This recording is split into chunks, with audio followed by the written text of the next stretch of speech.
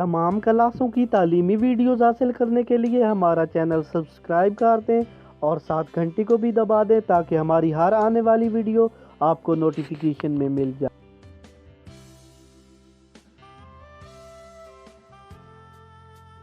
औज़ु बिल्लाहि मिनश शैतानिर रजीम, बिस्मिल्लाहिर रहमानिर रहीम। Dear students, बहन भाइयों, अस्सलामु अलैकुम। सिविक्स क्लास 12 हमने शुरू कर दी है। मुख्तसर सवालात और जवाबात हम कर रहे हैं। सबसे पहले हमने 4 मुमकिन सवालात और जवाबात किए थे, उनकी वीडियोस अपलोड हो चुकी है। टोटल 6 इनके बाब है। सबक नंबर जो 1 है उसका नाम है तहरीक पाकिस्तान। एक बात जरूर ज़हन में रखें कि जो पंजाब टेक्स्ट बुक के लास्ट पे मुख्तसर सवालात और बड़े सवालात यानी इंशाइया सवालात होते हैं, पेपर उन्हीं में से आता है और 4 मुमकिन में जो बुक पे है उन्हीं से पेपर आता है। लिहाजा फालतू कोई चीज़ याद करने की कोशिश ना करें ताकि आपका टाइम बच सके। तो चलिए वीडियो की तरफ बढ़ते हैं।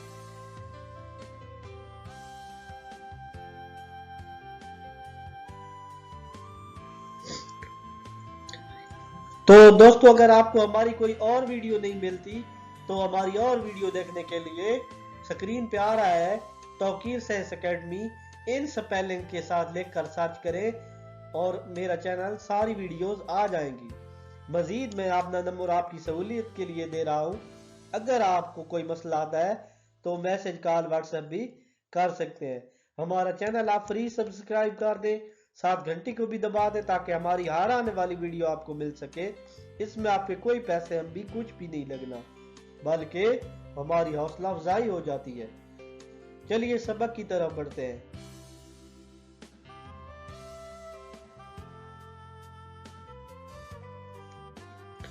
सवाल नंबर 1 है, कैद आजम ने सिब्बी दरबार से खिताब करते हुए क्या फरमाया? जिसका जवाब है, कैद आजम ने फरमाया, इस्लाम महज रसूम व रवायात और रूहानी नजरियात का नाम नहीं है, बल्कि ये एक ज़ाब्ता हयात है जो हर मुसलमान के लिए है, ताकि वो अपनी रोजमर्रा जिंदगी, अपने अफ़ाल व अमाल और सियासत और मुआशियात में इस पर अमल पैरा हो सके। इस्लाम में इंसान और इंसान में कोई फर्क नहीं है, सिर्फ एक खुदा का तस्वुर इस्लाम के बुनियादी असूलों में से है। मसवात, आज़ादी और अखुवत इस्लाम की असास है। ठीक है। मजीद अगर आपको कोई बात नहीं समझ आती तो आप मुझसे मैसेज कॉल करके भी पूछ सकते हैं। नेक्स्ट सवाल हमारे पास है,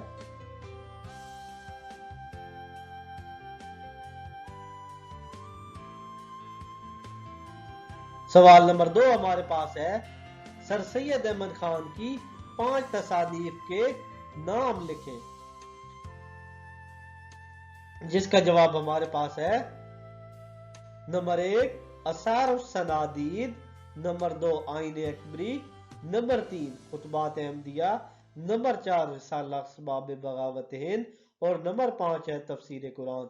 आप इस तरह भी लिख सकते हैं कि सर सैयद अहमद खान की 5 तसानीफ के नाम ये है। तो इस तरह ये थोड़ा अच्छा लगेगा। ठीक है। यहाँ टाइम की शॉर्टेज की वजह से मैंने थोड़ा मुख्तसर कर दिया है।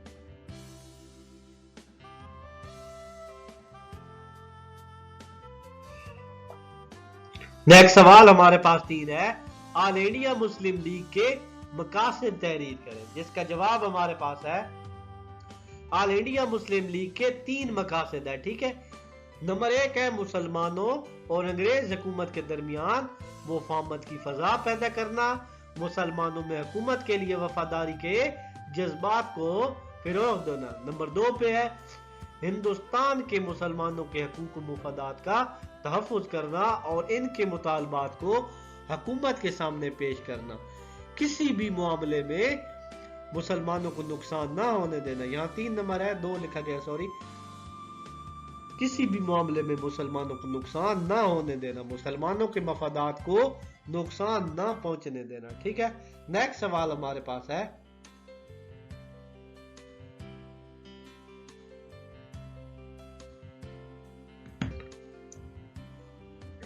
सवाल नंबर 4 है, تحریک خلافت میں مسلم اخبارات کا کیا کردار ہے، یعنی جو تحریک خلافت تھی اس میں مسلم اخبارات کا کیا کردار تھا، جس کا جواب ہے مسلم اخبارات نے انگریزی حکومت کے خلاف سخت رویہ اختیار کیا۔ بر صغیر سے اس وقت الہلال، کمریڈ، زمیندار جیسے معروف اخبارات شائع ہو رہے تھے جنہوں نے تحریک خلافت کی حمایت میں آواز بلند کی۔ لاہور کے پیسہ اخبار نے بھی زبردست مہم چلائی، ان اخبارات کو بند کیا گیا، پریس کو ضبط کیا گیا، لیکن مسلم صحافی مسلمان کے جذبات اور لیڈروں کی عکاسی کرتے رہے۔ ٹھیک ہے، جو تھے مسلم صحافی وہ مسلمانوں کے جذبات کی عکاسی کرتے رہے۔ ٹھیک ہے، نیکسٹ سوال،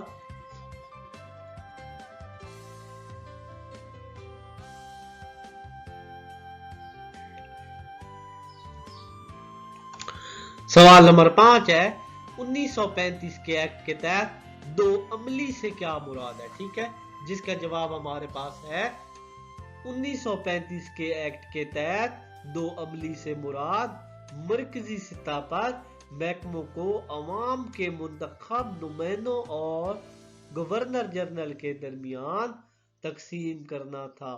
اس کی روح سے بعض محکمے براہ راست گورنر جنرل کی تحویل میں دیے گئے، جبکہ باقی محکمے منتخب وزراء کے حوالے کیے گئے جن کے لیے وہ وزراء قانون ساز اسمبلی کو جواب دہ تھے۔ نیکسٹ سوال ہمارے پاس ہے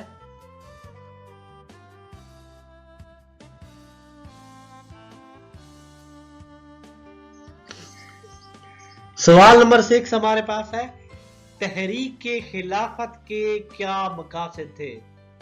ٹھیک ہے، تو تحریک خلافت کے مقاصد کیا تھے؟ جس کا جواب ہے تحریک خلافت کے درج ذیل مقاصد تھے۔ نمبر 1، ترکی کی خلافت قائم رکھی جائے گی۔ نمبر 2، مقامات مقدسہ ترکوں کی حفاظت میں رہیں گے۔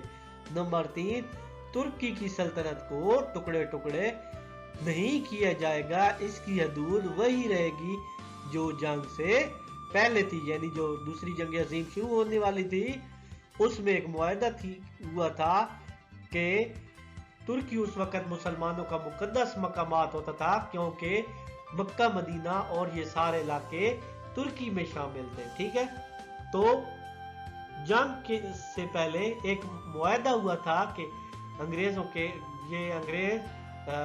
اس کو خراب نہیں کریں گے، یعنی ترکی کو ٹکڑے ٹکڑے نہیں کریں گے، مکہ مدینہ یا رسول پاک صلی اللہ علیہ وسلم کے روضہ مبارک کو کوئی نقصان نہیں پہنچے گا۔ لیکن جنگ جیتنے کے بعد برطانیہ اور امریکہ والوں نے اس کی خلاف ورزی کی، تو اس کے خلاف ایک تحریک چلی تھی جس کے مقاصد یہ تھے۔ ٹھیک ہے،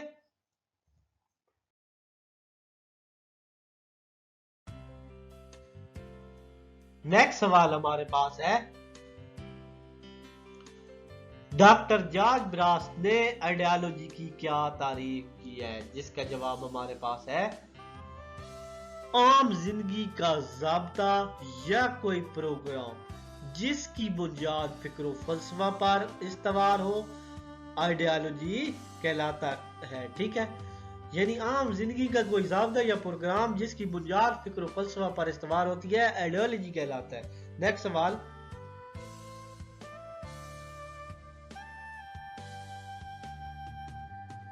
نیکسٹ سوال ہمارے پاس 8 ہے سانحہ چورا چوری سے کیا مراد ہے؟ ٹھیک ہے، جس کا جواب ہمارے پاس ہے چورا چوری ضلع گورکھپور کے ایک قصبہ کا نام ہے، یہ گورکھپور انڈیا میں۔ ٹھیک ہے، وہاں گاندھی کے پر اس تحریک کی سول نافرمانی کے دوران ایک بڑا جلوس نکلا تھا اور اس وقت تھانے کو آگ لگا دی گئی تھی جس سے 21 پولیس والے مر گئے تھے۔ گاندھی بہانے کی تلاش میں تھا، اس نے انکار کر دیا کیونکہ تحریک عدم تشدد پر کاربند نہیں رہی، اس لیے اس نے فوری خاتمے کا اعلان کر دیا۔ ٹھیک ہے، تو یہ تحریک چلی تھی، جب تحریک صحیح اینڈ پہ تھی اور عروج پہ تھی تو گاندھی نے یہ طریقہ کار اپنا کر بند کر دی تھی تاکہ مسلمانوں کو نقصان ہو. ٹھیک ہے. نیکسٹ سوال.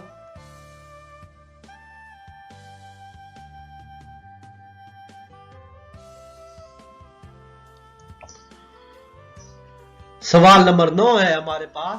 سید حسن ریاض نے یا نہیں لکھنا تھا سوری اپنی تصنیف لکھنا تھا تصویر پاکستان ناگزیر تھا جس میں بر صغیر کی تقسیم کے حوالے سے قائد اعظم کے متعلق کیا لکھا. یعنی اپنی جو کتاب تھی اس کی تصویری خاکہ کیا کھینچا, اس میں کیا کہا تھا, جس کا جواب ہے سید حسن ریاض نے لکھا قائد اعظم 1930 سے تقسیم کے حوالے سے غور کرتے آ رہے تھے اور تخلیق پاکستان کے حق میں ان کا ذہن کئی سال پہلے ہی بن چکا تھا. وہ رفتہ رفتہ مسلمانوں کو اپنے نظریے پر قائل کرتے رہے اور 1940 میں قرارداد پاکستان منظور کروا کے اسے ملی مطالبے کی شکل دی. ٹھیک ہے. یعنی قائد اعظم 1930 سے پہلے بھی پاکستان بنانے کے حامی تھے کہ وہ پاکستان بنائیں گے. پھر مسلمانوں کو لوگوں کو رفتہ رفتہ قائل کرتے رہے کیونکہ اس وقت نظر ہی نہیں آ رہا تھا, کیونکہ کسی کو بھروسہ بھی نہیں تھا کہ پاکستان بن پائے گا یا نہیں, کیونکہ ہندو اور دوسرے انگریز لوگ زیادہ تھے اور ہم مسلمان کم تھے. لیکن قائد اعظم نے اس کو آخرکار ملی مطالبے کی شکل دے ہی دی. نیکسٹ سوال.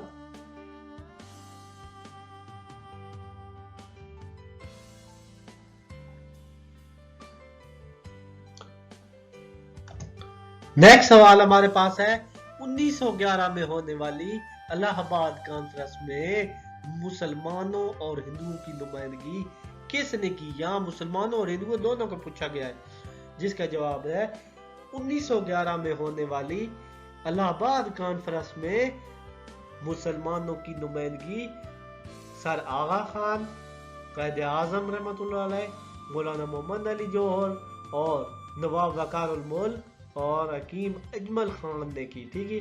اور ہندو کی طرف سے گوکھلے, سریندر ناتھ بینرجی, ایس پی سینا اور موتی لال نہرو نے کی تھی. ٹھیک ہے.